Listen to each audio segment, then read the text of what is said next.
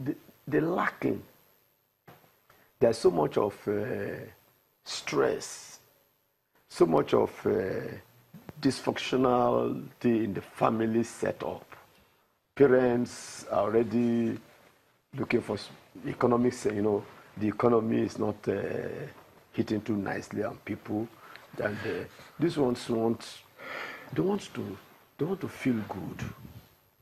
Not necessarily because they want to get intoxicated. That is not it. But they want something to help them to keep on with life. And in that process, if they come across any substance that they can, just like you have given the definition of what a drug is, if I have malaria, I tend to want to look for something to keep me good. So when they offer me a drug that can help malaria, and my malaria goes away, next time if I have malaria, I tend to want to look for that same drug. And in that way, my body system can become used to that. The same way it operates with this drug thing, particularly with the young ones. The same way it operates with them. And that is, by the time they now get into it, there is a learning process. That person learn now to use that substance to cope with whatever is going through. The question is, how much is too much? Now, the body system has a way of, there's tolerance, that when you take a particular dose at a point, it gets an effect. After a while, that dose is not enough to give that effect again. And the person wants more. Not necessarily because it desires, but I think that's the way the body system is wired. And the person wants more. And before you know, he gets hooked on it. At that point, it cannot help himself. Even though at the first instance, there's a choice for him to say, I want to take this thing or not. But because, like I said, it has the drug seems to be providing a solution to a problem. That's why it went for it. But the solution to the problem, let's look at the health side of it now. That solution to the problem is usually like prescribed drugs. Like, no. Let's use, you talked about malaria. So sometimes you're prescribed a drug and you take it and the malaria goes. That's otherwise called medication, right? Then after a while, you get malaria on your own and you decide to self-medicate instead of going back to... No, even if I go to my doctor, I go to the doctor because the last time I had malaria, I went to a doctor and he prescribed that for me. That's why I can go back to a doctor again. If you have your car and it breaks down and there's a mechanic who helps you to fix it, there's likelihood that next time when the car breaks down, you go to a mechanic again. So for somebody who has stress, for example, and takes a bottle of beer, and it seems to be relieved of his stress. Whenever he feels stress again, he would be tempted to go to look for the alcohol again because he wants to be relieved of stress. After a while, he gets hooked on alcohol. And now he uses alcohol not to be relieved of stress again at that point. But to be happy. But just normal to him. Do we have enough of awareness about this out there? Certainly not. Certainly not. For most of us, I think we see this issue as not for us, but for them. We label it as it's for a particular kind of people. We do not see it as touching us in any way.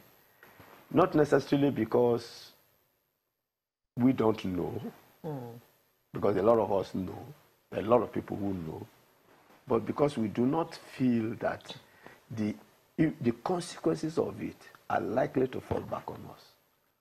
So it is recently now, I think, we're beginning to see, that not too long ago, someone in the Senate was talking about how people in Kano, Jigawa were taking 3 million bottles of codeine in a day. And I said, but that has been happening in the last couple of years. Why now? So I think we do not, the awareness, we have not been aware enough. I think we have not. We just look at probably the marijuana thing and the cocaine, heroin seems to be the one people just a little bit, people talk about more. Apart from awareness, do you not think that we need more stringent health controls, like all this selling drugs in motor parks in wheelbarrows? Yeah. Don't you think that all those drugs should be more controlled in this environment? It should be. That is when the law enforcement agencies, they have a role to play. In a situation where you have, even though who's supposed to be in custody of the law are breaking it, the law enforcement agency, they connive with these people to also abuse these drugs. How do you want the enforcement to be total?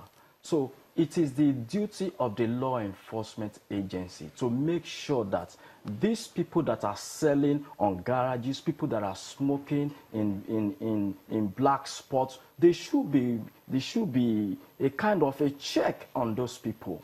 But when all those law enforcement agencies, they also parley with them, how do you want to control such? So, but what we are saying is this: we must intensify on the level of awareness. Let the average man on the streets know the consequences. There's what we call in sociology, we call symbolic interactionism.